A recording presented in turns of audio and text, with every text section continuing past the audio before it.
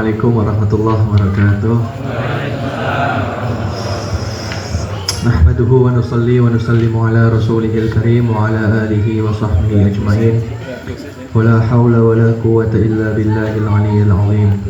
Subhanaka la ilma lana illa ma 'allamtana innaka antal alimul hakim.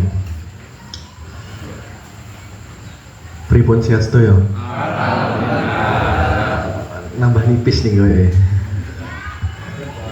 Kok kata nih, full. Oh, masya Allah. Mungkin istiqomah sampai surga bareng-bareng.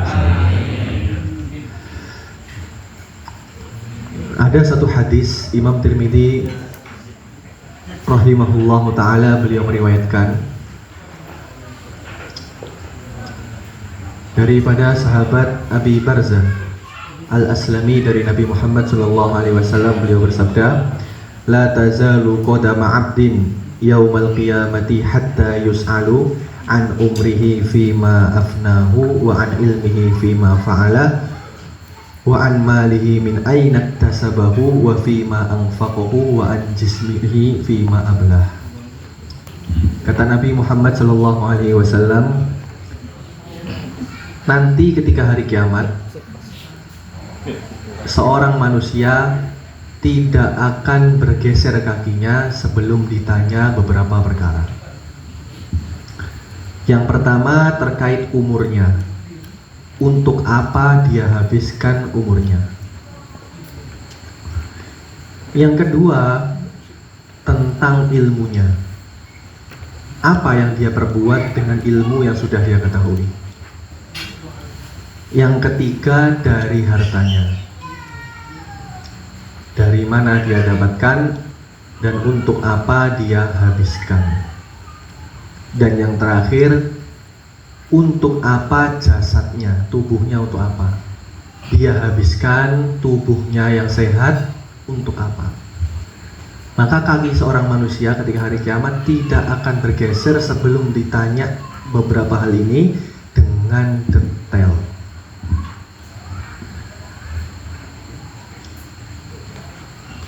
Maka ini perlu kita pikirkan, Pak. Kita nanti diinterview kali Gusti Allah. Dan interviewnya ya gimana dulu hidup? Aman. Los. Bismillah. Setiap detik hidup kita akan dimintai pertanggungjawabannya oleh Allah Subhanahu wa taala. Bahkan dosa yang sudah diampuni tetap akan Allah bahas, tapi nggak diazab. Kamu dulu gini kan? Ya, kamu dulu gini kan? Ini pas bengi-bengi kayak neng cangkruknya ngomong-ngomong kayak. Dibahas satu persatu oleh Allah. Tapi ketika diampuni ya sekarang sudah saya ampuni. Kalau nggak diampuni, nauzubillah, dibuka satirnya, seluruh hambaku lihat. Ini dulu senengane ngerasani tanggane. Dilihat oleh seluruh manusia dari zaman Nabi Adam sampai zaman akhir. Ribon, Pak. Aib kita ditampakkan di depan keluarga kita aja sudah malu. Apalagi dibuka satir, dilihat seluruh manusia, seluruh makhluk hidup dari zaman Nabi Adam sampai zaman akhir. Siap mboten dilihat seperti itu?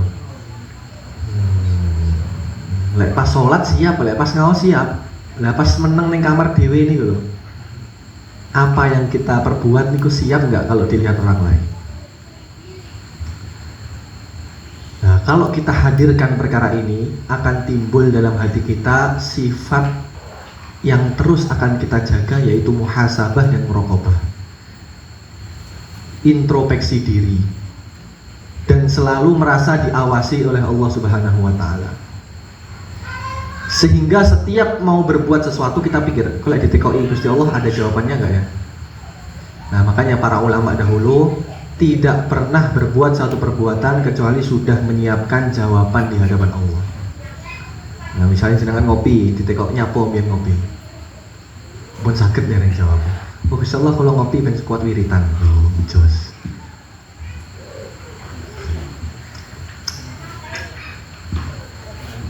Jadi setiap perbuatan kita, setiap harta kita, setiap umur kita harus mulai saat ini kita siapkan jawabannya di sisi Allah nanti apa. Nah makanya saking hati-hatinya para ulama dahulu, mereka itu sampai urusan makan saja hati-hati. Kan ada seorang ulama dulu, namanya Imam Al-Abqari Al-Khalil Ibnu Ahmad Al-Farahidi.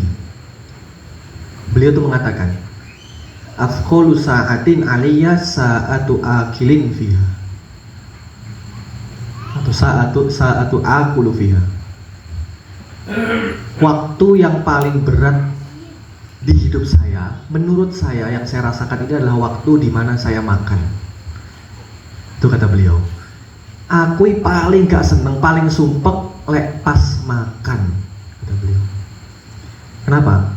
Karena nanti walaupun ini gak dosa, tapi seandainya saya pakai dzikir, saya pakai sholat, itu kayaknya lebih mudah jawab di hadapan Allah nanti. Sampai beliau seperti itu. Nah ketika kita ini merasa terus diawasi, merasa nanti akan dimintai pertanggungjawaban, kita akan hati-hati setiap bertindak. Kayak di Quran dijelaskan, ma yalfadhu min qaulin illa ladaihi raqibun atid. Tidak ada satu ucapan apapun kecuali sudah dicatat semua oleh malaikat.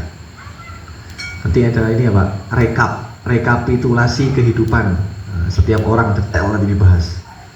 Seambekan-ambekannya dibahas nih oleh Gusti Allah. Nah makanya Al-Imam Al-Ghazali beliau mensarankan untuk kita, menekankan untuk kita supaya setiap hari meluangkan satu waktu minimal sebelum tidur untuk introspeksi diri, ngoco. Diriku, kamu ini sudah apa hari ini? Amal apa yang sudah kamu perbuat? Dosanya apa ditulis? Nah, saya udah begini tulis. Amal perbuatan apa? Oh, udah sini. Ikhlas gak? Jadi kita menghisap diri kita sendiri. Kayak ada ungkapan hasibu anfusakum qabla an tuhasabu. Hisaplah diri kalian dulu sebelum nanti kalian dihisap di sisi Allah. Supaya apa? Ben enteng. Oh, hari ini ternyata kados wong dagang nih lho, Pak. Kan ben minggu gitu ya toh. Ben hari, setiap minggu, setiap bulan ada rekap pengeluaran pemasukan. Itu padahal perdagangan yang untuk keuntungan dunia. Sedangkan umur kita ini adalah satu modal yang digunakan untuk keberuntungan kita di akhirat. Masa nggak pernah kita rekap? Nah, makanya kita harus punya rekap itu. Setiap hari, oh sudah sholat, alhamdulillah. Sholatnya ikhlas gak ya? Oh, carry siti. Terus gak ikhlas bisa. Wudu nih, aduh, gak amal ke sunnah. Lali wis bab sing ngaji wudu kemarin udah lupa. Coret sih. Dosane wakeh. Oh, ternyata kita masih banyak ruginya daripada untungnya. 24 jam ibadahnya berapa? Oh, ibadahnya cuma 30 menit ya total. Sholat 5 menit, ngaji berapa menit? Oh, 30 menit. Lalainya sisone. Nah, akhirnya kita kalau seperti itu sadar, oh umur saya ternyata selama ini lebih banyak tidak ingat Allah daripada ingat Allahnya.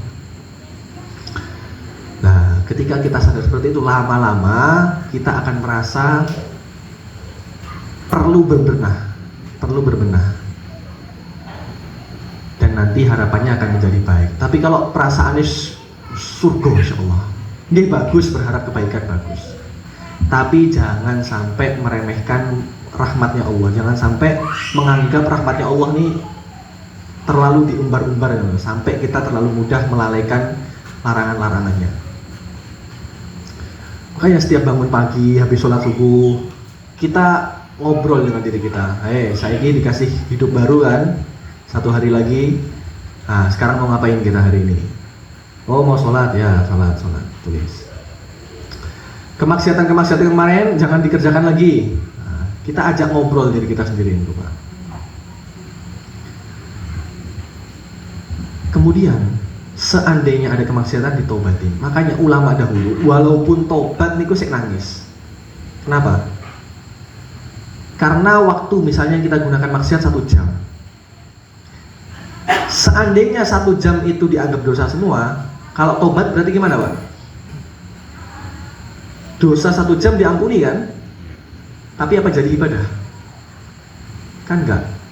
Tetap 1 jam ini kalau diampuni apa? Kosong. Enggak ada catatan. Seret. Kalau maksiat dosa hak jam, kalau diampuni, ya wis, enggak ada apa-apa, enggak ada kebaikan, enggak ada keburukan. Itu sudah merupakan sesuatu yang akan menjadikan kita menyesal nanti di hari kiamat. Kayak ada hadis kan, la yatahassadu ahlul jannah illa ala sa'atin marrat bihim wa lam yadhkurullaha fiha. Orang di surga enggak akan menyesal, ini surga nih Bapak. Tidak akan menyesal kecuali karena satu waktu yang dia lewatin tidak dengan mengingat Allah. Nah, lewat tidak mengingat Allah merugi, apalagi dengan kemaksiatan. Okay. Nah, itu perlu kita biasakan hati diri kita ini setiap hari berkaca, ajak ngobrol, Kang, wis nyapo iki iki. Maksiatmu akeh ora? Duitnya halal ora? Kalau enggak ditulis. Coba noneh ya, coba leni. Seperti itu. Insyaallah ya. Yes. Bismillah. Dan tadi dijelaskan di antara yang ditanyakan apa? Ilmu. Apa yang sudah diperbuat dengan ilmu kita. Ini pun ngawas sedikit dipraktekkan nih, diamalkan. Sebaik-baik ilmu itu yang diamalkan. Okay. Ilmu yang berkah itu apa? Ilmu yang berkah itu bukan ilmu yang mendatangkan banyak harta, mendatangkan banyak santri, itu bukan berkah. Orang sekarang kan banyak, oh ilmu ini berkah nggak, santri akeh. Bukan itu, berkah itu bukan itu. Keberkahan itu ketika ilmu bermanfaat untuk diri kita sendiri. Apa gunanya murid banyak? Apa gunanya uang banyak? Ilmu ini wakeh tapi gak bermanfaat untuk diri kita sendiri. Itu malah jadi musibah atau jadi nikmat? Jadi musibah. Kemarin jelaskan bahwa saya di antara orang yang pertama diazab hari kiamat adalah ulama yang tidak mengamalkan ilmu. Maka diamalkan semua nanti setiap belajar. Insyaallah. Ayo, bismillah. Bismillahirrahmanirrahim. Faslun fi niyati wa taratib. An-niyatu wa tartibi. An-niyatu qasdu syai'i muqtarinan bi fi'lihi. Niat adalah menyengaja sesuatu berbarengan dengan sesuatu tersebut. Wa mahalluha al-qalbu, dan tempatnya niat adalah hati. Wa talafuddu biha, dan melafadzkan niat sunnatun sunnah. Wa waqtuha inda ghusli awali juz'in wajhi, dan waktunya niat adalah ketika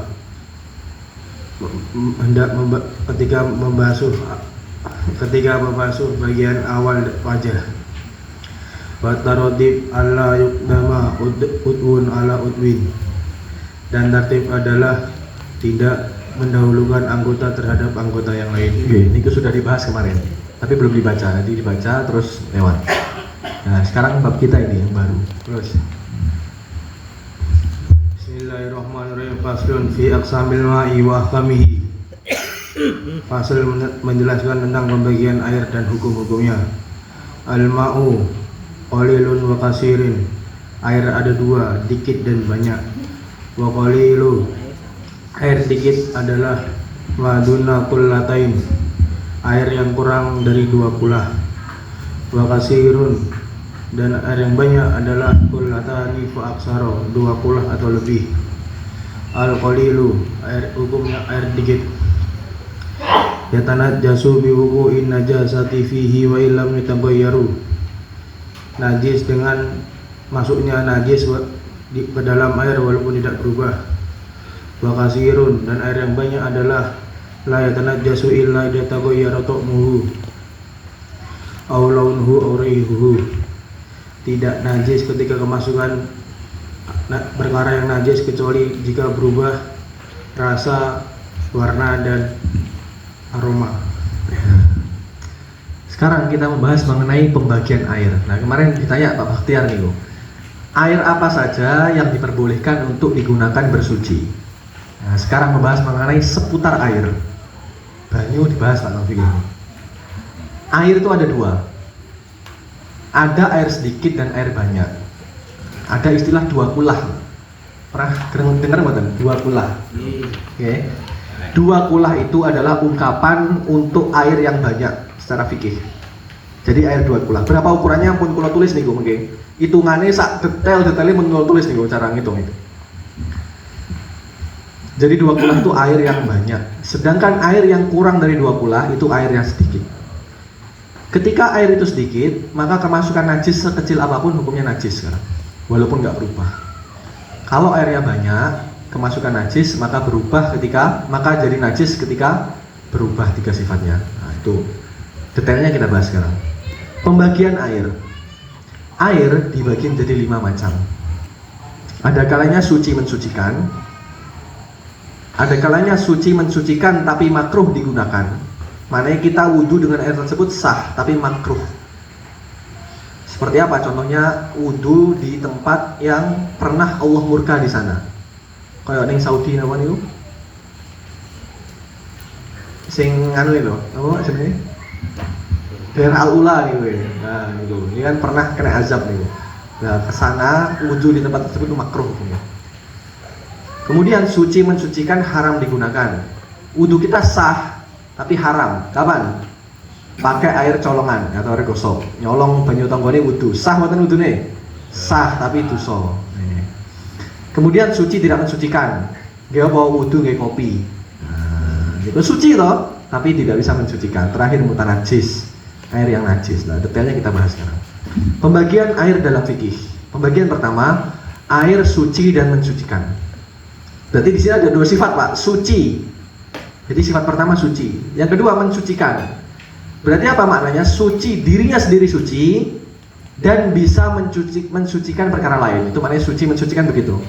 Jadi dirinya sendiri suci plus bisa mensucikan perkara lain. Itu artinya suci mensucikan.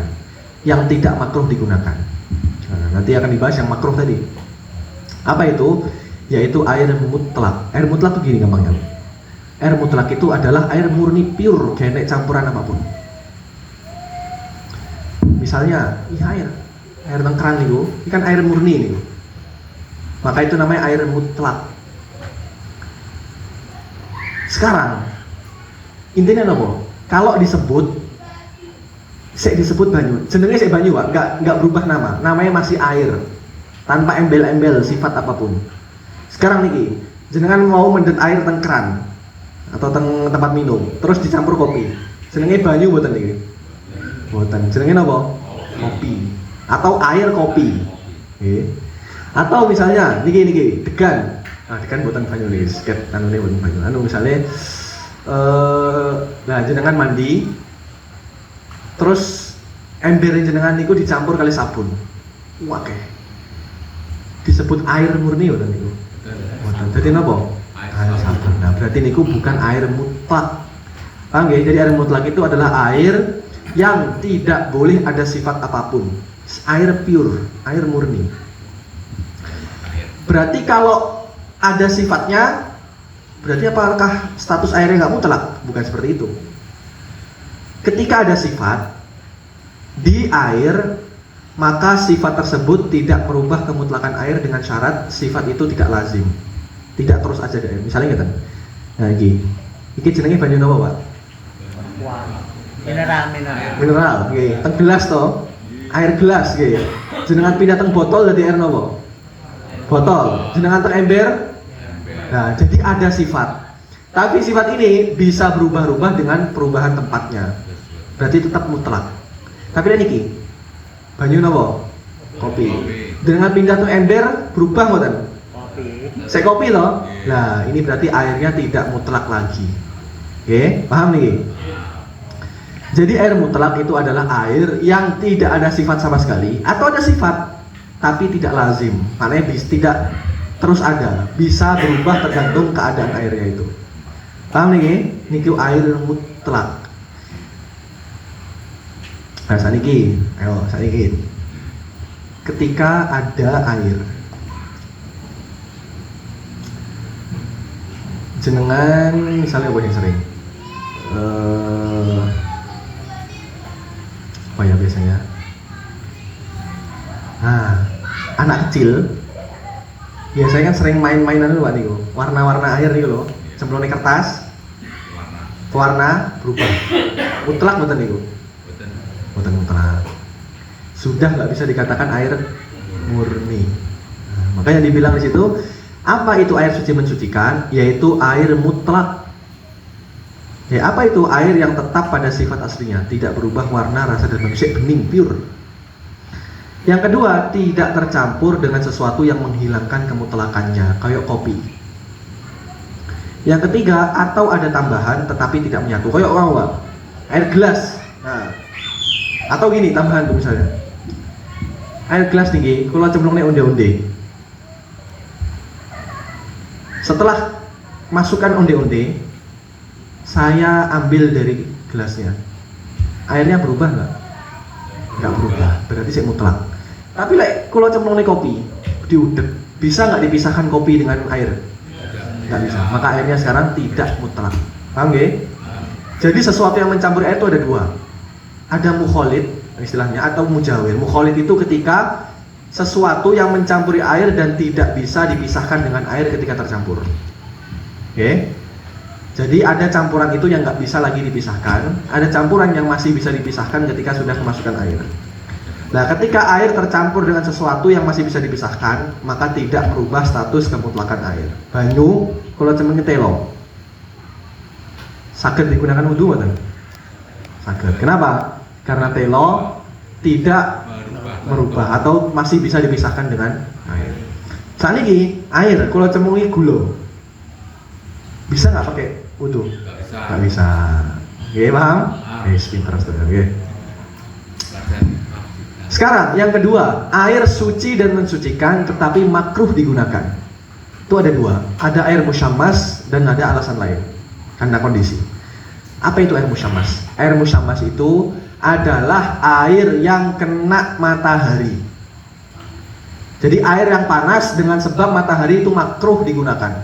Kenapa? Karena konon bisa menyebabkan penyakit kulit, baros bahasa Arab ini, penyakit kulit. Jadi air yang dipanaskan dengan matahari, kalau air banyu panas kena matahari, itu makruh digunakan. Kenapa? Bisa menyebabkan penyakit kulit. Maknanya sekarang ketika kita yakin ada penyakit, memang dokter bilang, Pak, ojo nggak banyu sing kena matahari ya. Kalau pakai jenengan pasti sakit. Sekarang pakainya hukumnya apa? Hukumnya haram.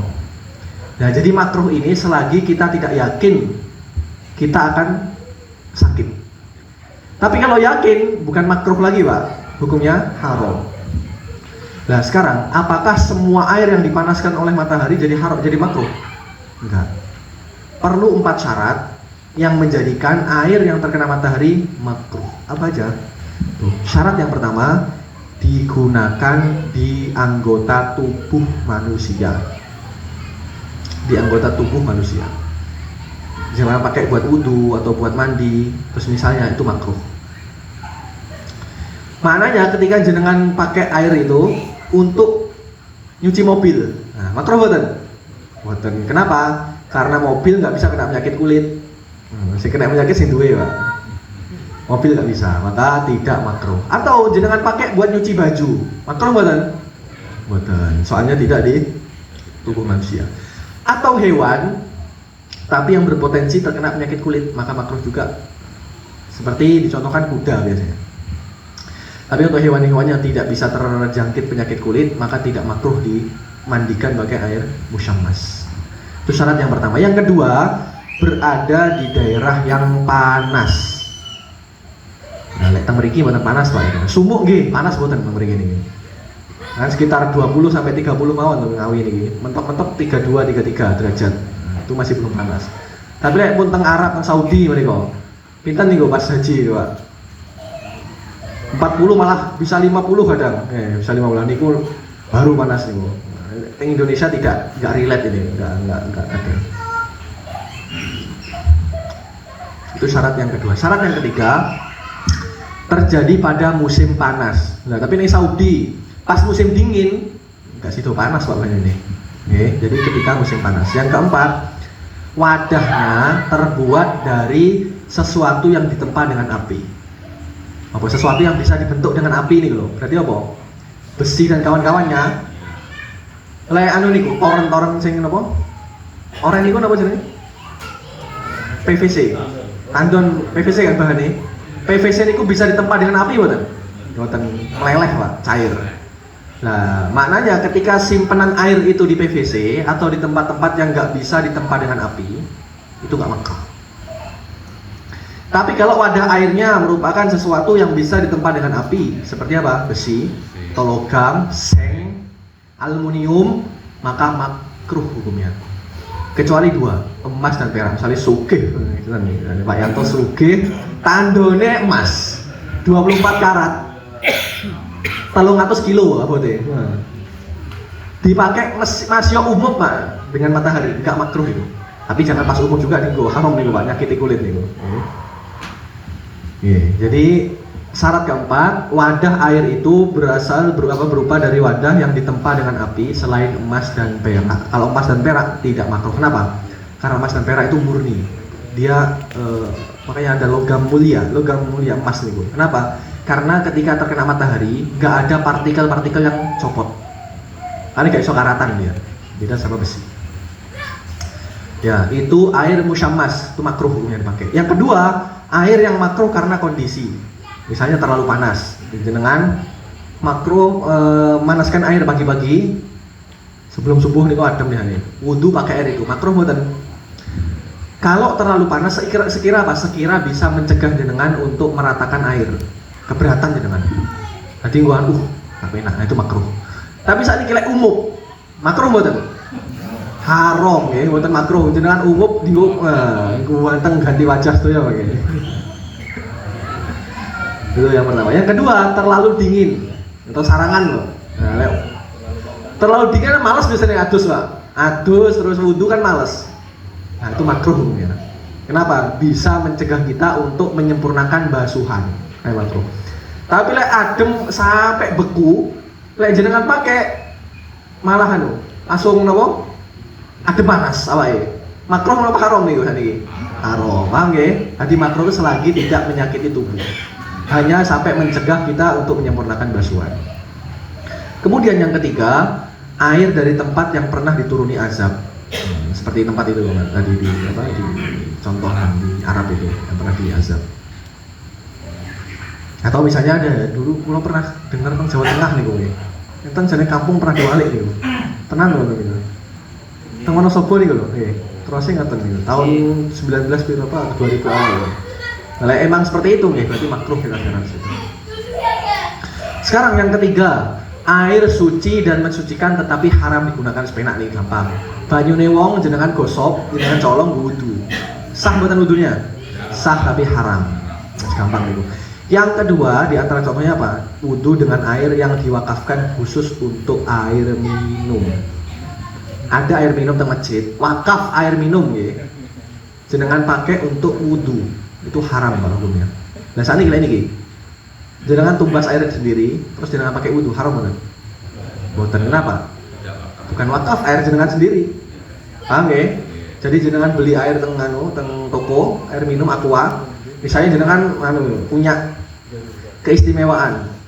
Kalau mandi nggak pakai air aqua, air keran gatelen. Jadi kudu beli air keran misalnya, air aqua. Nggak apa-apa, nggak masalah. Makanya sekarang, umroh nih umroh. Hukum wudu pakai air zam-zam. Air zam-zam yang ada sekarang ya. Boleh nggak? Ayo. Boleh betul. Ayo. Saat ini tempat minum niku tulisannya apa? Zam-zam untuk minum. Gitu toh?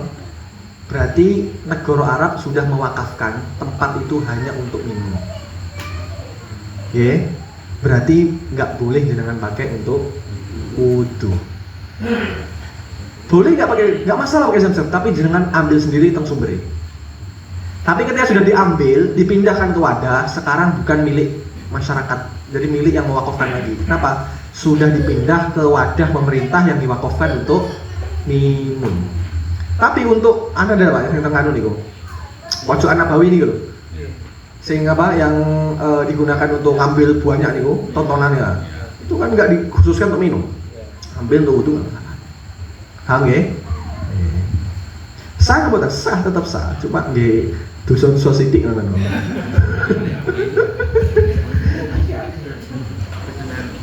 Dosa kok titik.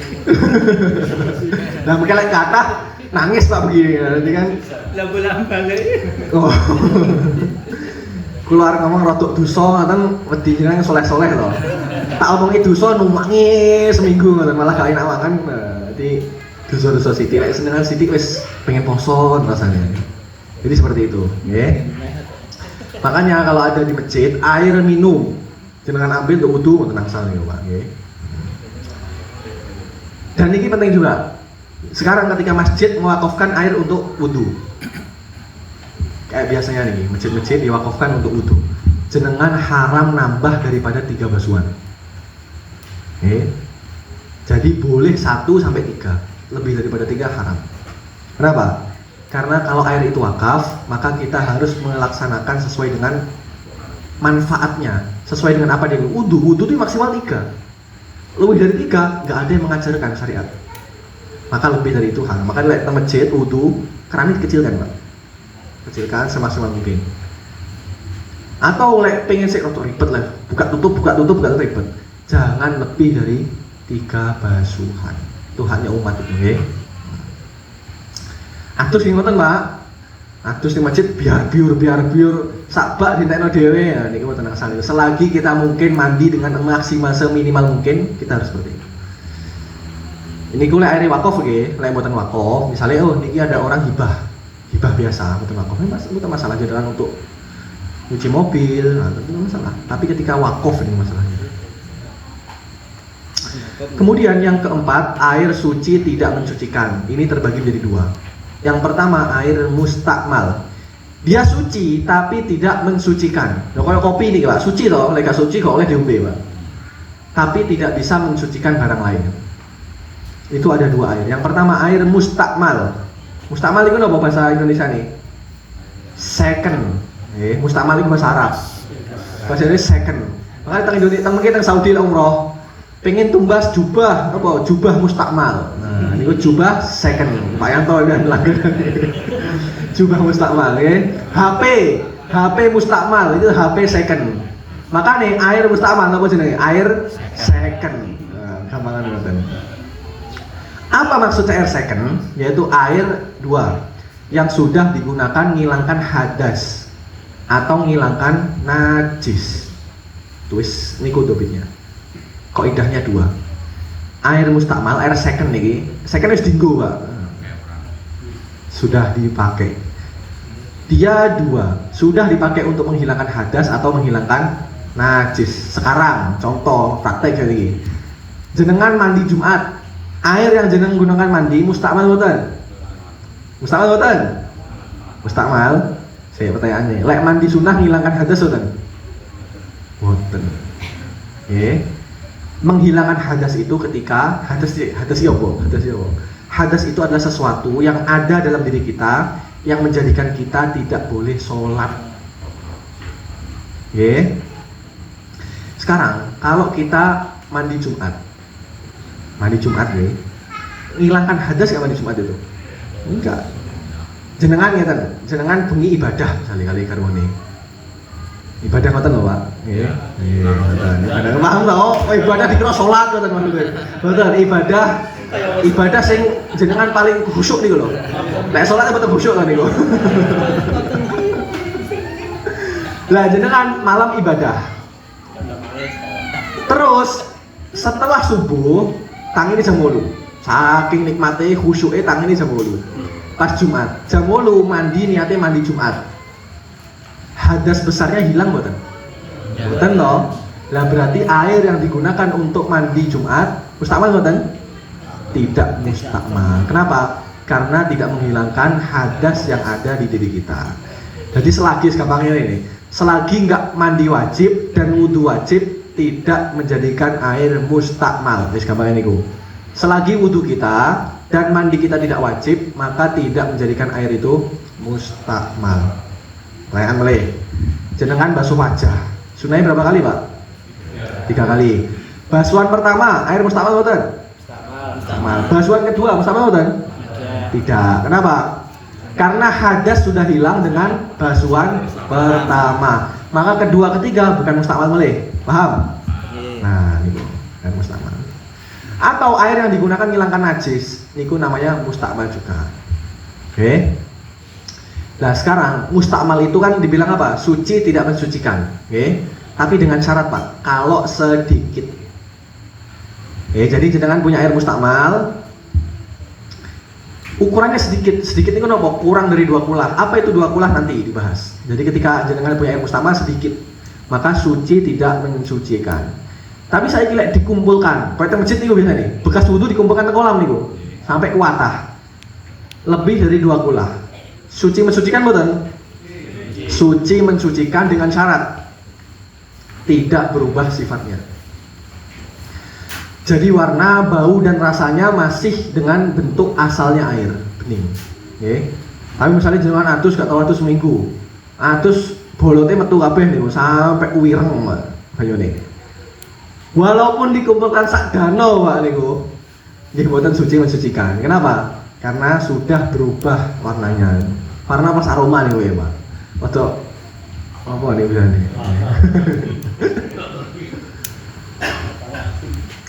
Oke, paham nih bersama ya? Ya, lanjut. Kemudian yang kedua, tadi yang pertama air mustakmal, yang kedua air yang berubah karena campuran. Jadi ketika air itu berubah karena tercampur sesuatu yang memenuhi 4 syarat ini, nanti airnya suci mensucikan, suci tidak mensucikan. Apa aja perkara itu? Yang pertama mukholid. Apa mukholid? Mukholid adalah sesuatu yang ketika dicampurkan dengan air tidak bisa dipisahkan lagi. Kayak kopi ini. Jadi kopi kalau masuk ke air kan nggak bisa dipisahkan lagi antara kopi dengan air. Oke. Kok kopi masuk ke air sampai merubah air, maka status airnya apa sekarang? Suci tidak mensucikan. Itu syarat yang pertama. Jadi yang mencampur harus sesuatu yang itu mukholid. Nah, apa mukholid itu? Tidak bisa dipisahkan dengan air ketika sudah masuk. Mana yang ketika ini tadi? Aqua sak gelas. Campuri onde-onde. Suci mensucikan betul? Suci mensucikan. Kenapa? Karena yang mencampurinya bisa dipisahkan. Paham? Itu syarat pertama. Syarat kedua, zat tersebut suci. Jadi onde-onde, kopi atau yang kalau campurkan ke air itu suci. Tapi kalau yang kalau campurkan najis, sak gelas nih, kalau leboknya tikus Pak, bangkai tikus. Suci mensucikan, suci atau bukan statusnya? Tidak suci lagi. Jadi apa? Mutanajis. Jadi najis airnya nih. Paham ya? Jadi nih harus yang mencampurnya suci. Tapi kalau yang mencampurnya tidak suci, maka hukumnya bukan hukum ini, hukum lain nanti. Air yang kelima. Yang ketiga, perubahannya mencolok. Oh, kayak kopi nih jenengan. Kan awalnya bening airnya Pak. Masukkan kopi berapa sendok nih? 1 sendok atau 2 sendok berubah jadi hitam. Berarti kan mencolok perubahannya. Awalnya bening jadi ireng. Tapi kalau kayak gini, air sedikit. Jenengan masukkan kopi sak ujung kuku, berubah boten? Berubah, tapi mencolok boten? Boten. Nah, berarti tetap suci mensucikan. Itu syarat ketiga. Nah, air jenengan sak bak niku kemasukan sampo sekedhik. Niku pasti berubah, Pak. Ada perubahan sedikit. Tapi suci mensucikan boten? Suci mensucikan. Kenapa? Karena tidak mencolok. Itu syarat yang ketiga. Yang keempat, air tidak membutuhkan zat tersebut. Jadi campurannya tadi tidak dibutuhkan oleh air. Maksudnya berapa? Gimana? Maksudnya jenengan ngertos lumut niku, Pak. Lumut niku bisa nggak dipisahkan dari air? Maksudnya gini. Lumut itu apakah sifat yang memang ada untuk air atau sifat yang kayak udah kayak kopi? Apakah air itu dia kayak apa ya? Udah besti dari lumut. Gitu, sudah punya hubungan erat. Di mana air itu diam lama, pasti keluar lumut. Nggih. Beda karo kopi, Pak. Mosok jenengan punya air 1 gelas. Jenengan diamkan 1 tahun apa berubah di kopi? Boten. Lah berarti kopi untuk air itu tidak butuh air, tidak butuh dengan kopi, itu mana ya? Tapi kalau lumut gimana? Jenengan diamkan air setahun, lumutan boten? Lumutan. Maka kalau perubahan itu dengan semisal lumut tidak merubah status kemutlakan air. Maknanya airnya tetap suci mensucikan. Paham? Sekarang banyu laut. Rasanya apa nih? Asin. Suci mensucikan betul? Suci mensucikan. Kenapa? Karena garam laut itu udah sifat yang bestiwis kental air laut, ya kan? Seperti air dengan laut, dengan garamnya laut itu nggak bisa lagi dipisah, wes kental. Makanya perubahan karena sebab garam laut itu tidak merubah status kemutlakan air. Tapi enten toh garam niku air Purwodadi niku. Napa? Garam dari gunung. Nggih. Garam gunung jenengan ambil cemplung ning banyu. Suci mensucikan mboten?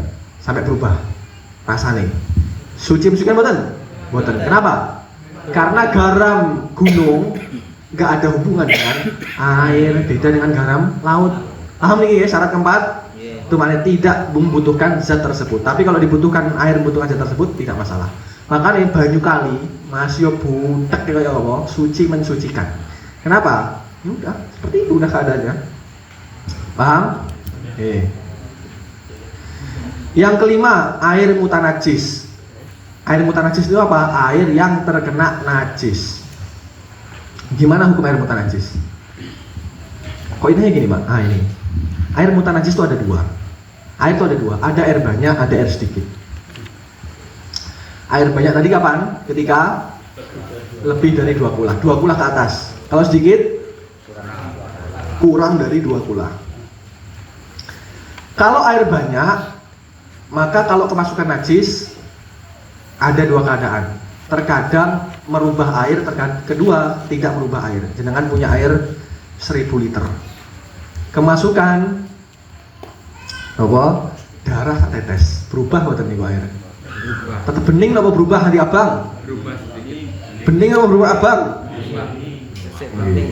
Mboten aton kalau sak tetes tok 1000 tadi, mboten berubah. Maka tidak merubah status kemutlakan air. Airnya tetap suci mensucikan. Niku kalau airnya banyak. Sekarang kalau air 1000 liter, jenengan masukin bangkai sapi, berubah boleh niku. Berubah jelas ampune mbuh pripun niku. Maka sekarang najis. Najis, paham? Jadi kalau air itu banyak, maka 2 keadaan. Kalau kemasukan najis berubah, hukumnya najis. Kalau nggak berubah hukumnya suci mensucikan. Paham? Sekarang kalau air sedikit, kemasukan najis, maka hukumnya najis mutlak baik berubah nggak berubah. Maka nih, ini ada airnya sedikit nih Pak. Kemasukan satu kecil mau darah kecil sedikit apapun, nggak berubah. Hukumnya gimana? Najis, mutanajis nih. Paham? Nah, ini hati-hati loh makanya. Kalau enten bak kamar mandi nih kok. Terus jangan mau buang hajat, pipis misalnya, hati-hati jangan sampai nyiprat. Kalau nyiprat sedikit aja, walaupun nggak berubah, airnya bisa suci tidak, hukumnya mutanajis. Nah sekarang kalau air itu banyak, niki tambahan buat tentang materi, cuma kalau kelingan masalah penting. Enten butuhnya? Nggak ada. Misalnya jenengan punya sumurnya kemasukan bangkai tikus. Itu sadar, atau di ini Pak, di tandon masukkan bangkai tikus, akhirnya pas mandi bau bangkai, gimana cara mensucikannya? Kuras ya, simpel lah ini kuras. Lek sumur pripun kuras ya? Sewedot ya sanyo sampai entek.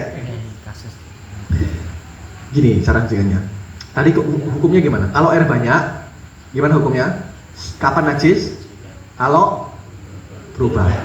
Nah, kalau jenengan punya wadah atau kolam dengan air yang banyak jumlahnya, terus kemasukan najis sampai ambune berubah, hukumnya apa? Mutanajis. Gimana cara mensucikannya? 2 pilihan.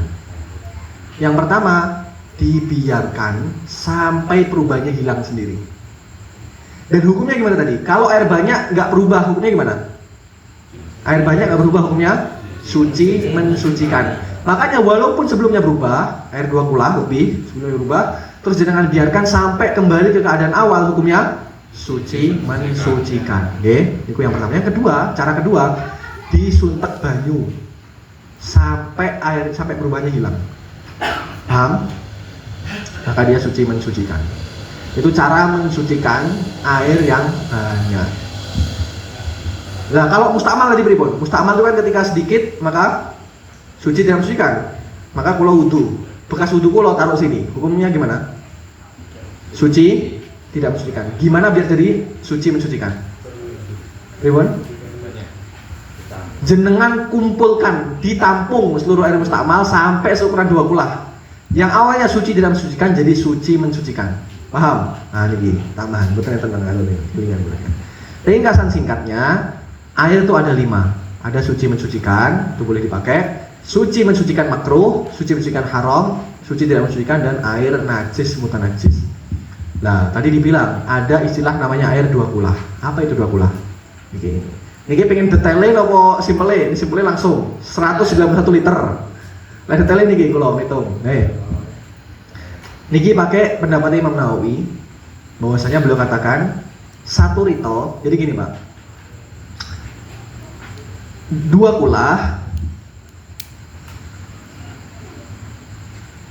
Nah ini 2 kulah itu adalah 500 rito. Bukan liter, Pak, nggih, rito. Liter itu hitungan zaman saiki, lek retail hitungan kuno, hitungan tradisional. Itu nomor 3 tuh, menghitung 2 kulah dalam fikih. 2 kulah sama dengan 500 retail. Berarti kita harus mencari retail itu berapa gram. Retail itu Pak zaman dulu. Timbangan. Retail itu bukan hitungan air untuk timbangan zaman sekarang. Makanya dikonversi dengan gram. Jadi 500 retail berapa gram? Ini kita hitung. Hitungnya dari awal, nomor 1. 1 retail sama dengan 128 dirham. Dan 4/7. Jadi 128,4/7 dirham. Berapa kalau dibuat hitungan satuan? Sama dengan 128,571 dirham. Jadi 4/7 niku kalau disederhanakan jadi 571. Jadi 0,571. Paham niki? Sampai sini? Nggih. Coba enten sing megang kalkulator, bener mboten hitungan kula nih. Nah, coba. Lek saged sing pinter matematika sinten niki coba? Oh. Nggih. Jadi 1 retail itu kita sepakati dulu. Dia 128 dirham, koma, itu dan maksudnya koma, 4/7 dirham. Kalau disederhanakan jadi 128,571 dirham. Niku 1 retail. 1 retail hitungan lainnya sama dengan 90 miskol. Itu hitungan tradisional semua sih kan. Belum masuk ke hitungan modern. Langkah perhitungan. Konversi dirham ke gram. Jadi dirham kita jadikan gram. Wow, berapa dirham, Pak? 128,571 kita jadikan gram. Berarti kita hitung 1 dirham berapa gram. 1 dirham sama dengan 0,7 miskol. 1 miskol sama dengan 4,25 gram.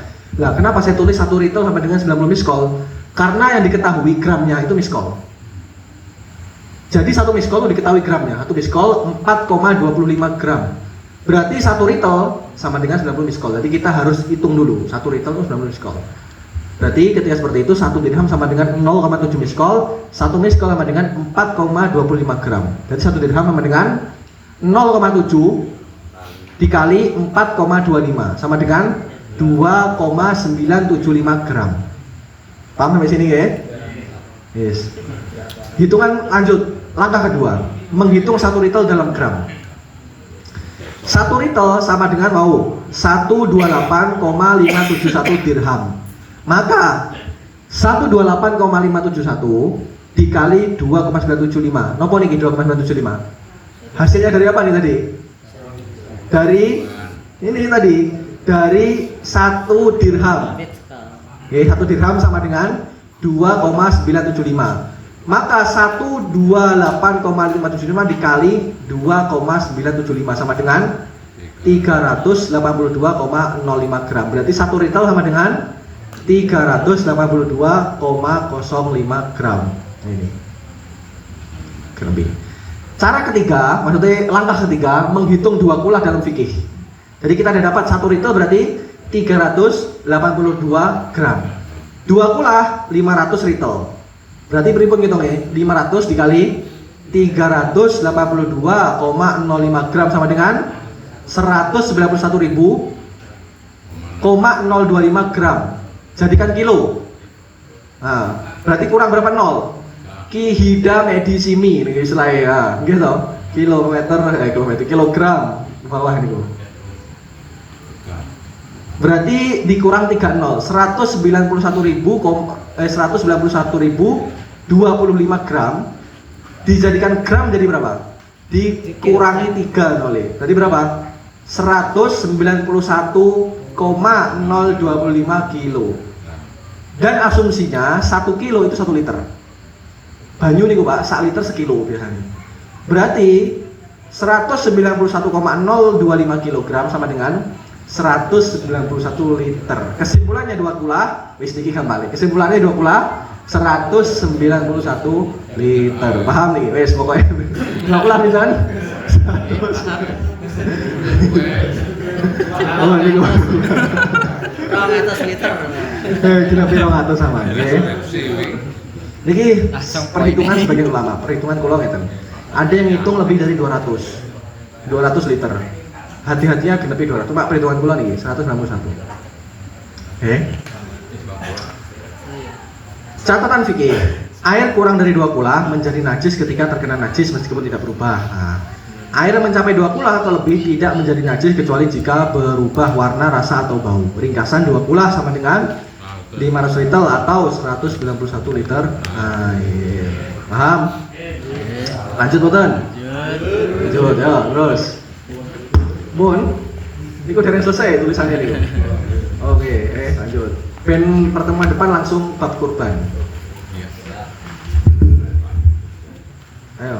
Bismillahirrahmanirrahim. Faslun fi mujibatil ghusli. Bisa mampu nih mawon saya songo mandek nih. Mboten saat diwaca sedaya mboten apa sing penting masuk. Terus. Mujibatul ghusli sittatun. Perkara yang mewajibkan mandi ada 6. Ilajul hasafati fil farji. Yang pertama, masuknya hasafah ke dalam farji. Wa khurujul mani, dan keluarnya mani. Wal haidu, dan haid. Wal nifasu, dan nifas. Wal wiladatu, dan melahirkan. Wal mautu, dan mati. Ya. Perkara yang mewajibkan mandi atau istilah lainnya penyebab hadas besar, penyebab junub, penyebab hadas besar, betul mesti junub ya. Penyebab hadas besar itu ada 6. Masuknya hasyafah ke dalam farji, atau hasyafah atau atas hasyafah. Helm. Masuknya helm ke dalam farji, niku. Yang kedua keluarnya mani, yang ketiga haid, keempat nifas, kelima melahirkan, keenam mati. Nah, sekarang hal-hal yang mewajibkan mandi besar. Mandi wajib itu harus dilakukan karena 6 sebab yang berlaku untuk laki-laki dan perempuan. 3 sebab sama untuk laki-laki dan perempuan. Makanya 3 sebab ini ada untuk laki-laki dan perempuan. Apa itu? Masuknya kepala kemaluan, helm maksudnya laki-laki ke dalam kemaluan perempuan. Bukan cuma kemaluan perempuan, semua kemaluan, bahkan kemaluan kemaluan laki-laki. Ini misalnya naudzubillah ada orang napa istilahnya lagi LGBT. Ini niku niki karena fikih ya harus kita bahas lah. Kemudian memasukkan kemaluannya ke dari arah belakang, laki-laki juga wajib mandi. Atau naudzubillah ada orang jima dengan hewan, tetap wajib mandi. Orangnya loh, bukan hewannya loh. Hewan bukan wajib mandi, Pak. Jangan dusi wedhus nggih. Delok wedhus kawin dusi. Yang kedua, keluarnya mani. Nah, ini laki-laki perempuan sama. Yang ketiga, kematian. 3 sebab khusus perempuan, haid, nifas, melahirkan. Sekarang sebab pertama, yaitu masuknya hasyafah ke dalam farji. Yang dimaksud masuknya hasyafah, yaitu masuknya kepala kemaluan laki-laki ke dalam farji, ke bagian dalam kemaluan yang tidak wajib dibasuh saat istinja. Jadi perempuan tuh Pak, kemaluannya Bu ada beberapa tingkatan nih. Ada tingkatan pertama yang wajib dibasuh saat istinja. Apa itu? Bagian yang kelihatan ketika doprok. Nah, itu mek gesek-gesek tok niki, nggak sampai ke dalam, maka nggak wajib mandi. Maksudnya nggak sampai dalam itu apa? Lebih daripada anggota yang wajib dibasuh saat istinja. Jadi juru. Tapi mek gesek-gesek buatan wajib mandi. Maksud secara sederhana, kalau kepala kemaluan laki-laki sudah masuk, maka wajib mandi besar bagi laki-laki dan perempuan. Tidak harus keluar mani, okay? Cukup dengan sekedar masuk saja sudah wajib mandi. Nah, saiki lek pakai penghalang. Oh, pakai kondom, wajib mandi mboten? Tetap wajib mandi walaupun pakai penghalang. Catatan tambahan dalam teks, berlaku baik pada kemaluan depan maupun belakang. Nah, ini coba aku jelaskan. Bahkan disebut dalam kitab walaupun pada selain manusia atau pada mayat. Nah, untuk bila enten wong geragas bengi gali kuburan terus dijimak mayitnya, maka wajib mandi. Sing jimak lho nggih mayitis, ojo dijikukne terus dimandikan lagi, Pak. Diuber gitu nih. Tetep boten sah. Intinya patoknya adalah masuknya kepala, bukan pada keluarnya mani. Kesimpulan singkat, begitu terjadi hubungan meskipun tanpa keluar mani dan sudah masuk, maka wajib mandi besar bagi kedua belah pihak. Sebab kedua, keluarnya air mani. Maksudnya, ngerti istilah ini gila mani misalnya. Air mani keluar sampai melewati ujung kemaluan. Mana nih ketika kroso terus diempet guys metu, maka gimana hukumnya? Tidak wajib mandi. Bisa terjadi saat tidur atau saat terjaga. Hukum ini berlaku baik untuk laki-laki dan perempuan. Sekarang kalau untuk laki-laki jelas Pak, keluar daripada batang ini guys sepatu. Kalau perempuan gimana? Maka dua keadaan. Ada kalanya perawan, ada kalanya sudah tidak perawan.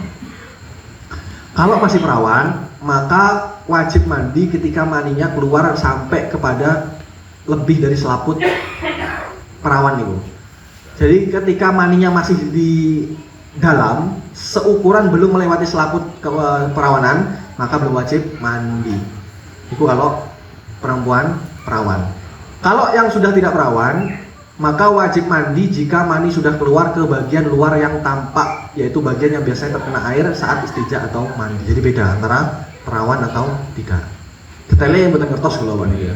Jangan lebih paham lewat lagi makanya. Syarat penting, yang keluar itu harus air mani milik orang tersebut sendiri, bukan mani orang lain. Pripun ceritane mani orang lain? Contoh, ada bapak sering nih, ada perempuan istri tidur, mboten kroso, terus bojone ngajak ibadah tanpa bangunkan, langsung di Bismillah, ngoten sampai suaminya keluar, istrinya nggak sadar, saking nikmatnya tidur.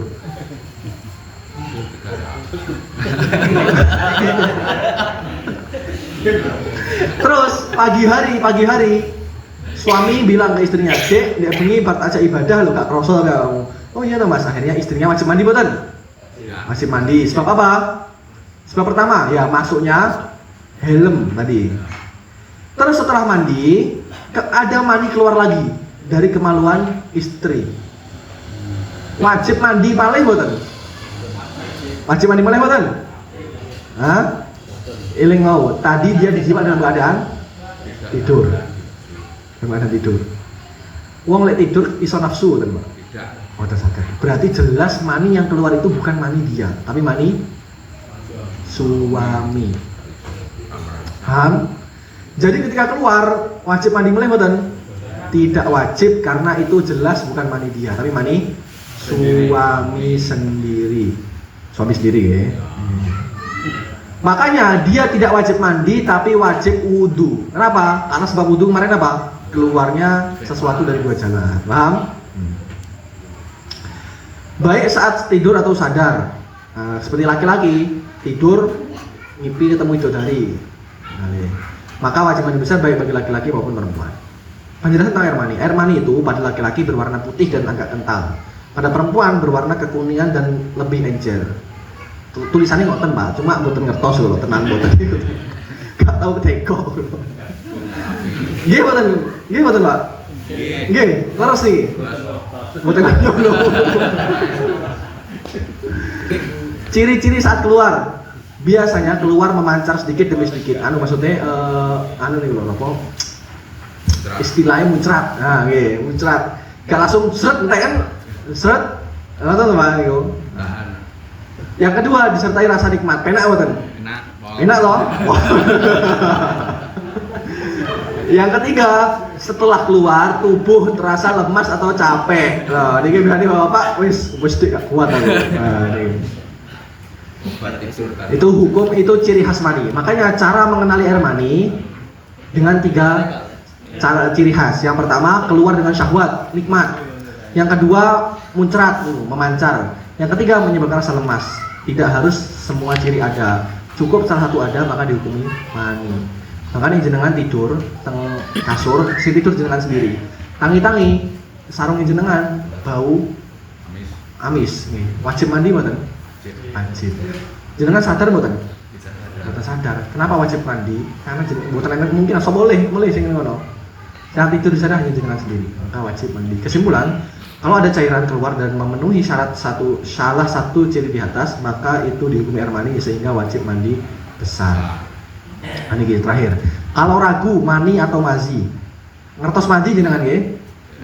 Pelumas sih kalau Pak pelumas. Nah, saat derenge mani keluaran berarti tentang seles nih ngono. Nah, niku jenenge madi. Lek madi wajib mandi mboten? Mboten. Tapi hukumnya najis apa suci? Najis. Lek mani wajib mandi mboten? Hukumnya suci mboten? Suci. Jadi kalau mani suci tapi wajib mandi. Kalau madi najis tapi tidak wajib mandi. Sekarang jenengan tidur, tangi-tangi saya pakai teles. Nggak tahu ini mani atau madi. Aku lihat bengi bareng ibadah karo bojoku, tapi perasaan gak metu. Tapi mosok gak metu enak kok. Nah, saya ngoten. Ragu kita madi atau mani. Maka kita boleh milih 2. Kalau kita pilih itu mani, maka kita nggak wajib nyuci celana, tapi kita wajib mandi. Kalau kita pilih itu adalah mandi, maka kita nggak wajib mandi tapi wajib nyuci celana. Tapi afdolnya gimana? Mandi plus nyuci celana. Tapi boleh milih Pak. Makanya nih singkat saya seperti itu. Oke, cukup 3, 4, 5, 6. Insya Allah jam. Ada pertanyaan? Enggak. Kembali ke air. Ya Allah.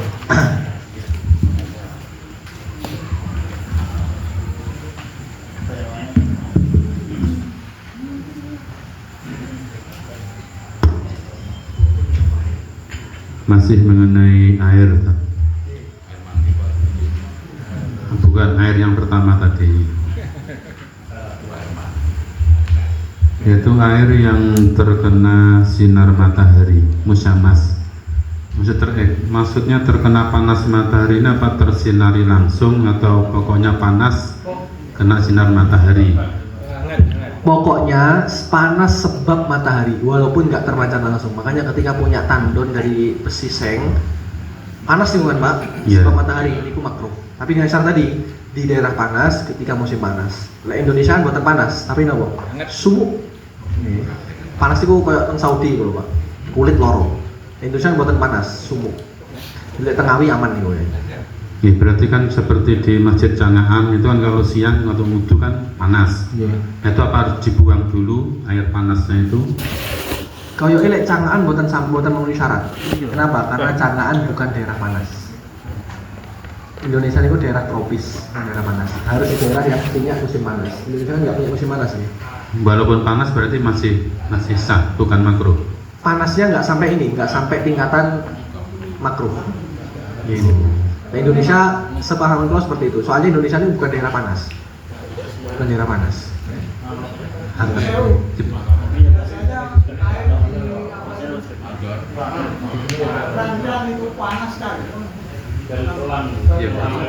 Oh, oke. Panas. Kalau bisa seperti itu nggih berarti. Wingi kula bahas ngeten, terus di kali enten santri yang Bojonegoro ngene mantune Pak Yanto. Lek teng Bojonegoro mboten tadi, panas tenan. Panas. Kalau memang seperti itu nggih makruh hukumnya. Menghilangkan kemakruhannya gimana? Caranya didinginkan. Iku tok caranya. Didinginkan. Iku tok caranya. Mama dibuang dulu sampai berapa menit itu? Oleh dibuang bisa haram, Pak. Soalnya ini air wakaf. Air wakaf betul boleh dibuang. Kalau di tangan itu Ditambah airnya. iya, itu memang panas. Seperti air minum tapi hanya berapa? Oh nggih, berarti dibuka. Nanti sudah dingin. Jadi dibuka, diwadahi teng ember ngoten lho. nanti bisa digunakan di kamar mandi. Lek wis adem disok ning anu niku. Nang ember, kamar mandi bisa untuk mandi. Jadi dibuka nggih. Tapi niku Pak, koyoke Pak, panas teng masjid niku, itu bukan panas di tandon. Tapi teng selange. Paralon itu kan bukan ini, bukan besi Pak niku. Nggih, bukan. Tapi PVC, bukan makruh Pak niku. Makanya kalau bilang panas di Indonesia tuh nggak sampai tingkatan bisa memanaskan sak tandon. Gitu. Tapi kalau seandainya memang memanaskan sak tandon makruh. Tapi kan panas Indonesia itu manasnya nih, air yang ada di paralon. Maka nggak makruh. Kenapa? Karena paralonnya dari PVC bukan dari besi. Oke, ngoten gimana? Jadi, berarti seandainya itu buatan makruh juga, soalnya kan paralonnya aman gitu, aman. Belum wudu, buatan, bukan hanya wudu nih Pak. Seluruh penggunaan di tubuh walaupun buat cuci tangan. Penting buat tubuh. Oke, yang kedua untuk ukuran dua kolah.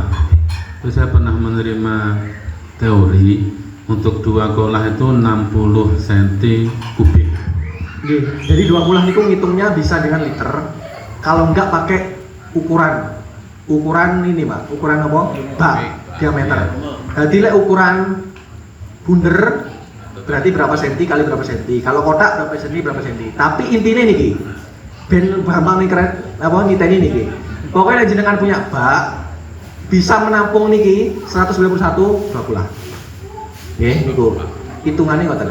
Jadi yang dimaksud itu bukan diameternya, tapi kadar airnya. Makanya fuqaha ulama fikih punya dua teori. Teori langsung gampang, liter zaman biasa atau zaman sekarang liter. Kalau kedua dengan ukuran baknya. Jadi 191 bisa berapa bak ya? Baknya berapa diameter? Oh, dikali itu 60 kali sekian. Jadi biar dua. Intinya sama. Airnya segini. Tapi lek bak jenengan segitu, tapi airnya setengah, kali mau. Jadi intinya kadar air. Bukan di ukuran. Mungkin Ustadz punya pedoman yang termasuk dua kolah itu berapa senti? Kan kalau liter kan tidak mungkin orang ngeliteri bak tersebut. Mungkin pulau share kalau masalah hitungan apa sentimeter ya. Pulau pernah baca, cuma pulau dari ngitung dewi. Mungkin pulau hitung dewi. Pulau dari anu dewi kawan nih. Gitu. Mungkin kalau hitung dewi, lek pakai diameter berapa? Terus mungkin lek wis kalau share tentang Mbak Bahtiar mungkin kesana di share grup. Saya pernah dapat kalau persegi itu 60. Oke, soalnya teng kita fikih niku bukan pakai 60 cm, Pak. Iya. Pakainya 1 dirok koma sekian. Nah, dirokan iki. Nah, diroke wong Arab gitu, Pak. Hanya nanti coba kula anu. Oke, kalau di Indonesia 60. 60 cm. Lagi, coba kula hitung ya, Pak. Oke. Coba kula hitung ya. Insyaallah. Monggo enten mulai.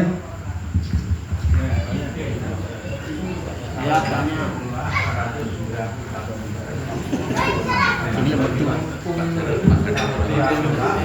Langsung itu.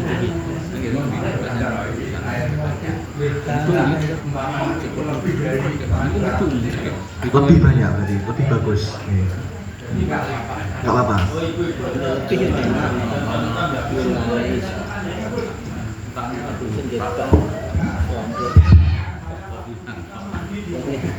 Timbang-timbang mereka alitannya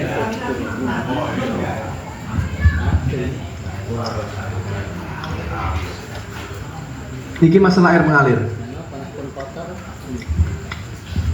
Hukumnya ngeten, Pak. Air mengalir hukumnya sama seperti air menggenang. Itu hukum awal. Maknanya apa? Ketika air mengalir itu ukurannya 2 kulah, maka kalau nggak berubah hukumnya suci mensucikan. Kalau berubah, maka kalau kurang dari 2 kulah maka langsung najis walaupun tidak berubah. Itu kalau air mengalir. Air mengalir. Dan kaidahnya air mengalir hukumnya sama kayak air menggenang. Tapi ngitungnya piye? Kalau air mengalir kayak sungai, apakah dari hulu sungai sampai laut dihitung semua? Bukan gitu ngitungnya. Ngitungnya per gelombang. Ini sampai kalau kayak papan tulis nih, Pak. Jadi ngeten. Kan air sungai ini Bengawan Solo nih, Bengawan Solo tadi ya, apa Madiun? Madiun. Niki kan ada gelombang demi gelombang ngaten. Maka 2 kulah dihitung 1 gelombang. Kalau 1 gelombang dari ujung ke ujung sampai 2 kulah, maka ketika najis masuk di 1 gelombang gak berubah, maka suci mensucikan. Tapi misalnya kali-kali cilik teng selokan niku, selokan gunung ini kan jernih niku, Pak. 1 gelombangnya 2 kulah mboten niku. Enggak kan? Makanya misalnya ngeten, buat sampai 2 kulah. Masuk najis. Terus lewat. Maka semua tempat yang dilewati najis hukumnya mutanajis ini. Suci mboten? Disucikan dengan air yang datang belakangnya. Paham? Nggih mboten hukumnya. Nggih. Hukumnya yang mboten. Nggih. Tapi kalau anjing perlu anu loh, perlu perhatian lebih loh. Dia perlu dengan 7 kali basuhan, salah satunya dengan debu. Tapi lek sungai aman, soalnya debu sungai kan enten anu ini. Butek. Lah niku cukup menan 7 kali ternyata cukup. Aja sih gitu. Nggih, monggo. Ten oleh. Ayo. Bibenan. Soal. Mik.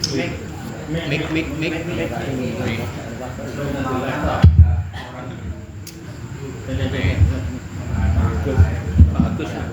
Ya. Bos. Katanya dari ini akan termasuk air sama. Terus di ketagihan yang kedua ini berarti mau memulai yang kedua. Air tadi kejatuhan air dari ini betul. Nggih. Ketika kita wudu nyawuk ngeten teng wajah. Kalau basuhan pertama, berarti air yang turun dari wajah mustakmal mboten? Mustakmal. Lah, maka kalau air dari wajah kan terus jenengan tadai meleh, terus dipakai kedua, hukumnya napa? Suci, tidak mensucikan. Maka untuk basuhan kedua jenengan harus ngambil air baru. Di 1 harus ngambil air baru. Kenapa? Karena air sing jenengan pakai itu sudah second. Harus ngambil air baru, dipakai basuh lagi. Air kedua, kalau jenengan tadai mustakmal mboten? Air kedua. Yang kedua, mustakmal mboten? Tidak mustakmal. Kenapa? Karena untuk basuhan sunnah, gitu. 2 kan sunnah, maka tidak mustakmal. Maka jenengan tadai meleh, jenengan balikkan lagi, cukup 3. Tapi kalau yang pertama itu berarti apa? Dia mustakmal. Okay? Jadi basuhan pertama mboten angsal jenengan pakai lagi. Kenapa? Karena dia mengangkat hadas dan jadinya mustakmal. Tapi kalau yang kedua, ketiga boleh tadain lagi dan dipakai lagi. Oke. Oh, ketesan. Yang mau kedua ini kejatuhan dari Oh, jadi itu hukumnya tetap suci, tetap suci. Itu ada pembahasan ngeten sebenarnya kaidahnya, Pak. Ketika air kemasukan sesuatu, ngeten namanya, aqua gelas. Kalau kemasukan kopi kan jelas warnanya berubah gitu. Sekarang kalau kemasukan sesuatu yang sifatnya sama plek koyo banyu. Misalnya apa? Air mustakmal. Air mustakmal suci, tidak mensucikan. Saat ini air mustakmal kalau masukkan ke sini, hukumnya gimana? Kalau seandainya dikira-kira dengan sesuatu yang memiliki warna dia berubah, maka sekarang airnya suci tidak mensucikan. Misalnya nggak tadi, kulo punya air mustakmal segede, kulo masukkan ke sini, kan gak ketok berubah nggak berubahnya? Kan tadi jelaskan nih Pak, teng slide keberapa tadi? Sebentar biar anu. Nah niki, air berubah karena campuran, suci tidak mensucikan. Kapan? Ketika berubah karena campuran mukholid, suci plus mencolok dan tidak dibutuhkan oleh air, termasuk nopo air mustakmal. Jadi ketika air suci mensucikan kecampur air mustakmal, maka termasuk keadaan ini. Ketika suci tidak mensucikan. Tapi kan mustakmal nggak ada warnanya, gimana bisa dikatakan mencolok? Kalau kopi jelas lah warnanya. Kalau mustakmal, pripun bisa dikatakan mencolok? Maka dikira-kirakan dengan sesuatu yang punya warna. Misalnya mau dicontohkan punya warna seperti warnanya jus. Jadi misalnya, lek banyu mustaqbal sing netes teng jenengan iku jadi jus delima atau jus anggur lah, jus stroberi. Berubah mboten? Kalau berubah berarti suci tidak mensucikan. Kalau nggak berubah berarti tetap suci mensucikan. Pertanyaannya, wajib nggak kita kira-kirakan begitu? Wajib nggak kira-kira kan? Mboten wajib. Kenapa? Karena kaidahnya Pak, kalau kita ragu air ini berubah atau nggak berubah, hukumnya tidak berubah. Penake ngoten pun. Jadi ketika ketetesan, suci mensucikan mboten? Suci mensucikan. Penake ngoten. Hasilnya ngoten semua. Oke. Jadi enten mulai? Mulai jadi. Monggo enten mulai? Iya. Oke, Badhe tanglet Gus. Iki pengalaman rincang-rincang pengalaman kula niki. Misale iki kan dalu ibadah khusyuk atau bentuk khusyuk nih? khusus. Oh, sing khusyuk. Terus saking anglere komat nembe tangi biasanya dados imam. Terus ngimami tapi dereng mandi. Lali to. Inggih lali Mas. Elenge pun siang. Aduh, aku dik mau 200. Terus hukumnya sholat imam dan makmum bagaimana? Oke, pengalaman ini kita nggak Pak. Saya biasa ngimami sapa iki berarti? Gimana sih? Imam subuh. Untuk imamnya jelas wajib qodho salatnya. Untuk imam jelas nih kebutuhan sah salatnya wajib qodho, tapi gak dosa. Soalnya lali lagi, soalnya gak dosa, maka dia wajib qodho tapi tidak dosa. Oke. Makmum nih kayak gini. Mosok cembulu itu ya, mau batal. Jadi makmum itu Pak, ketika imamnya batal atau imamnya nggak sah, ada dua keadaan. Keadaan pertama, ketika batalnya sebab sesuatu yang jelas. Misalnya nopo, enek darah gede nih. Makmum tetap melok sholat. Imamnya nggak sadar, sah betul makmum. Sah. Atau contoh lain, ada orang imamnya sholat, ternyata besoknya ngaku aku murtad. Nauzubillah. Sah betul sholat makmum. Boten sah. Kenapa? Karena agama itu sesuatu yang jelas. Wong iki jelas beda agama nopo. Kurang cocok loh berarti kita nggak perlu menggumurkan agama kita apa. Agama itu harus justru dinamakan agama kita apa. Yang jelas, cocok aku. Tapi kalau sebabnya adalah sesuatu yang tidak jelas, makanya tidak terlihat jelas di hadapan makmum, maka tidak batal sholatnya makmum, tapi batal sholatnya imam. Contohnya apa ini? Kalau imamnya gak wudu, jenengan apa ngertos imam wudu gak wudu? Ngertos. Masuk bendino kudu ndelok iyo, Pak wudu kan susah. Maka ketika batalnya imam sebab perkara-perkara yang tidak jelas atau yang samar, umumnya samar, maka sekarang tidak batal sholatnya makmum. Kecuali lek makmumnya ngerti jelas. Ketok bengi ibadah, bojone dhewe misalnya bengi ibadah, tahu ini suami saya ini nggak sholat, nggak mandi, maksa jadi makmumi, sah buat sholat bojone? Buatan sah. Kenapa? Karena dia saat sholat yakin imamnya batal, tapi saya maksa jadi makmum maka sholatnya batal. Oke. Monggo kita mulai.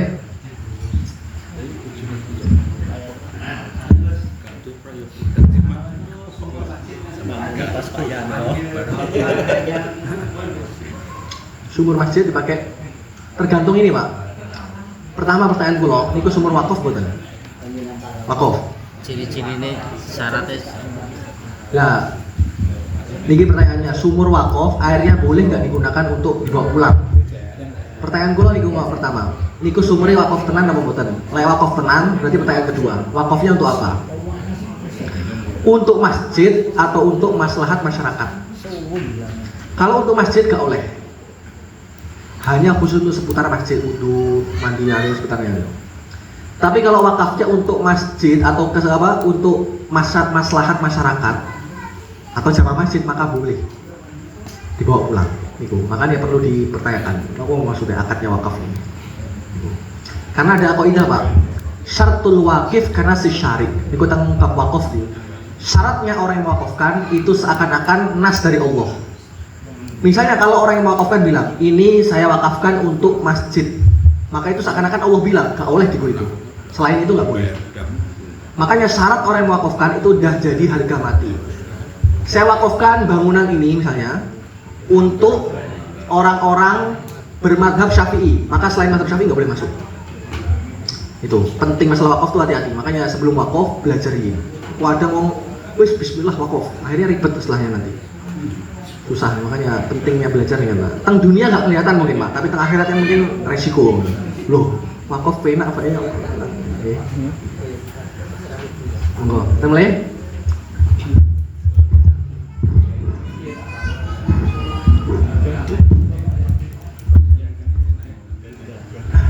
Punten Gus, bacaan imam belum selesai tapi batal. Ngoten niku langsung Sinten batal?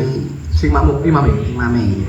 Ngoten niku langsung mundur napa menyelesaikan bacaannya? Mboten mangsal. Imamnya harus langsung mundur. Makmumnya gimana? Makmumnya dua pilihan. Dia boleh mufarokoh. Mufarokoh itu memisahkan diri imam sholat dewi, lanjut dewi.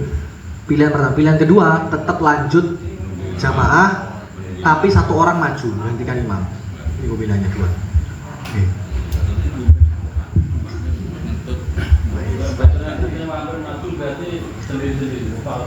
Sebenarnya mboten harus maju Pak. Yang penting maju sak langkah mawon.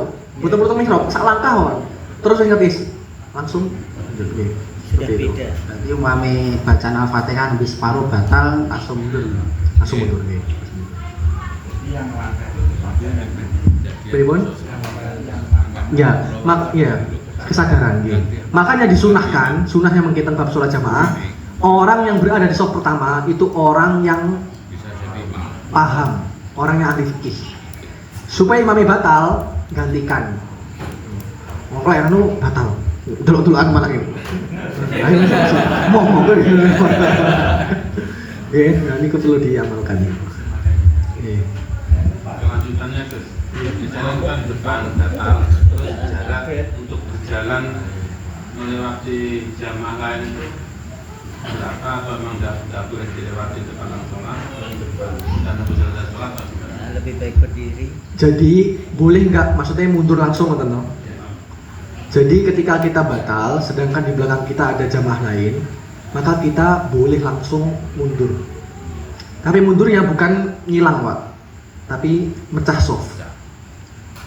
Dan orang yang dilewati wajib, sunnah nih, sunnah bahkan wajib kadang, untuk membantu dia. Membantu apa? Ngasih jalan maksudnya. Makanya mau lewat cuk ini gitu kan, tambah ditutup, cuk. Dibuka niku sunnah. Nggih. Kalau jenengan nggak buka, terus didorong paksa sampai dadanya geser, sholat jenengan batal. Oke, kenapa? Karena tidak menghadap ke kiblat sekarang. Oke, makanya itu sunnah, malah bantu orang ngasih jalan itu sunnah hukumnya. Iki pertama. Kedua, tambahan hukum ngelewati wong sholat ngarep. Ini apa hukumnya? Hukumnya haram dan termasuk dosa besar. Bahkan kita fikih kalau sudah dikasih dihalangi, mau terus maksa. Teng fikih disebut ya, mboten kula boleh dibunuh. Bacok. Saking apa bahayanya masalah soft. Tapi dengan syarat nih, syaratnya nomor pertama, orang yang sholat udah nyari satir. Jadi wis sholat ngarep, jenengan sik maksa lewat ngarepe. Iku haram. Jadi sudah buat satir di depannya. Tiang nopo tembok, lewat neten ngene iki. Pun buat satir sholat niku. Sutra. Nggih sutra, satir kalau bahasanya. Satir, okay. Maka tidak boleh lagi. Yang pertama itu. Yang kedua, nggak sengaja sholat di jalan umum. Ini jenengan ini jalan umum, sholat ngarep ini. Lewati nggak mau. Lewat masjid, ngarep pintu masjid. Kok ada orang sholat depan pintu masjid? Ini kan untuk orang masuk keluar masuk nih kok. Lewat sholat mereka, terus jalan gini, sumpah lewat ini. Ben sadar nih jangan. Okay. Jadi kalau mau orang nggak boleh lewat depan kita, cari satir. Satir itu tembok, temboten ini tiang. Boleh. Kosongan mana ke tengah masjid nih, tengah masjid. Tengah masjid apa? Canggaan ini kan ombo nih kok. Sholat di tengahnya. Kan bukan satir nih kok. Jangan lewat angsal, bukan haram. Oke? Gitu. Ada papan ditaruh depannya. J. Niku papan cukup kalau memenuhi syarat. Tingginya berapa? Kalau senti ini kalau dari hitung ya, kalau tinggi juga senti ini berapa? Hitungannya kira biar dirok kali. Tinggi pelana kuda. buat tentang fikih buat tentang hitungannya 2/3 dirok hitungannya 2/3 atau berapa dirok? Oke. Mungkin kalau hitung senti nih sekalian kalau gabungnya ini gimana? Berapa sentinya? Oke.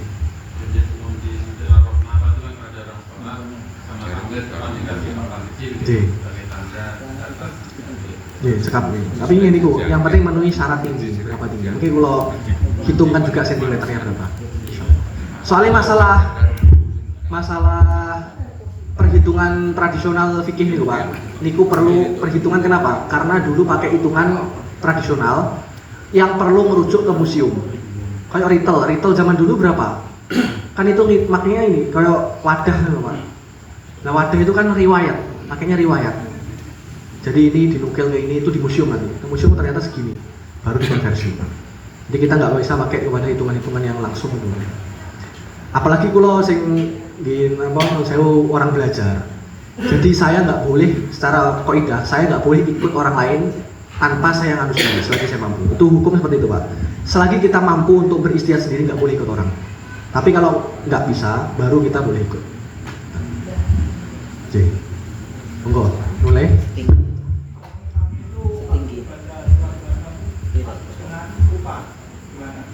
Imamnya siapa Pak?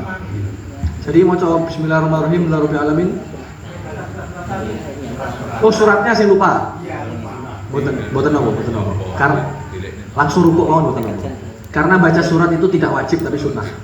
Makanya jangan bolak tolin amin Bismillahirrahmanirrahim Yasin Allahu Akbar sah nih ya. Nggak mau coba sah juga. Bahkan terkadang nggak boleh baca Pak kita. Terkadang nggak boleh baca. Kapan? Bukan, pas sholat. Kadang kita sholat wajib tapi malah gak boleh baca surat. Ada itu. Kapan?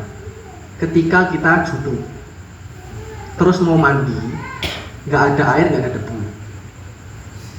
Terus waktu sholat udah tiba, maka kita wajib sholat, tapi hanya meringkas bacaan-bacaan wajib. Qurannya ya, hanya baca Al-Fatihah. Gak boleh baca surat. Kenapa? Karena surat gak boleh dibaca, karena Quran gak boleh dibaca untuk orang yang junub. Dia boleh. Gak boleh baca surat. Itu yang pertama. Yang kedua, ketika dia sholat, waktunya pun mepet. Misalnya masuk maghrib jam 6, sholat asar jam 6 kurang 1 menit, maka dia gak boleh baca surat. Al-Fatihah itu langsung rukuk, gak boleh dikir-dikir juga. Wah rukuk tumaninah langsung berdiri, hanya meringkas yang wajib-wajib tuh. Gitu. Cepet-cepetan pokoknya. Lega cepat malah dosa. Monggo tentang tentang air sedikit. Maksudnya air yang kurang dari 2 kolah tapi buat mandi junub itu apa bisa disiasati mungkin untuk dialirkan atau lain sebagainya gitu, dan cara mengalirkannya gimana gitu. Terus yang kedua, untuk ketika kita wudhu di tempat kolam kayak kolah gitu ya, itu tata caranya gimana? Kan kita pakai tangan langsung itu Mustamal gitu ya, untuk membasuh kaki gitu maksudnya. Biasanya kan tinggi juga itu gitu. Ya, terima kasih. Oke. Pertanyaan pertama, kalau kita airnya kurang 2 kulah, kita terus teng bak nih, teng masjid nih kan kecil, gimana? Bisa nggak kita pakai mandi? Boleh mawon. Dengan syarat dengan buatan nyemplung. Jangan gede nyemplung teng bak, blur, mustakmal tuh ya niku. Tapi kan jenengan buatan nyemplung, jenengan hidup. Nah, berarti air tidak mustakmal. Kenapa? Karena jenengan nggak bersuci dengan air tersebut, tapi jenengan bersuci dengan air sing jenengan ambil terus jenengan siramkan. Maka tidak merubah status kemutlakan air. Tapi bisa merubah Pak. Kapan? Lek jenengan niat mandi berbarengan dengan nyiduk, maka basuhan pertama adalah basuhan tangan. Oke, nawaitul ghusla li rafi hadasil akbar, nyemplung. Berarti basuhan pertama tangan. Lah tangan itu yang jenengan cemplungan ke bak niku bisa menjadikan air mustakmal. Kenapa? Karena sekarang hadas tangan terangkat dengan jenengan cemplungan ke bak. Gimana caranya? jenengan kalau ngambil niat iktiraf istilahnya, niat untuk nyiduk. Di nawaitul ghusla niat ini niat nyiduk, bukan niat untuk membasuh tangan. Ketika seperti itu maka sah, nggak merubah air jadi mustakmal. Nih, saya kira dibocor nih, baik bocor nih. Hukumnya air mengalir nggak? Tadi hukumnya air mengalir hukumnya sama kayak air menggenang. Dua kulah nggak? Kalau dua kulah nggak masalah. Tapi kalau dua kulah tetap masalah. Dan itu air jenengan kurang dari dua kulah. Dan hitungannya mengalir, wow, satu gelombang itu jelas itu satu area aja nih hitungannya. Niku pertanyaan pertama. Kedua, setelah wudhu. Wah, wudhu di kolah caranya gimana? Kalau di kolah, niku hati-hati masalah tangan juga niku. Ketika jenengan masukkan tangan, setelah basuh wajah kan tangan dan ember lah ember. Jenengan wudhu untuk ember, basuh tangan, basuh wajah, kemudian setelah basuh wajah jenengan masukkan tangan tanpa niat nyiduk, mustakmal nih. Kenapa? Karena sekarang jenengan ketika masukkan tangan, hadas tangan terangkat. Paham? Makanya ketika nyiduk, niat nyiduk. Jadi niat jenengan ambil air bukan untuk mensucikan, tapi untuk nyiduk air dan sucikannya di luar. Niat hidup tapi yang niat juga susah. Ya, membasuhnya di luar, ngoten nggih. Nggih, di luar kolah. Tapi lek jenengan nyiduknya di dalam, niku airnya dimustakmal. Kalau untuk kaki nggak masalah, wis jenengan pakai sendiri atau betul apa. Yang penting pun sampai jenengan ceplok nih, apa cemplungkan nih. Nggih. Monggo, ada mulai.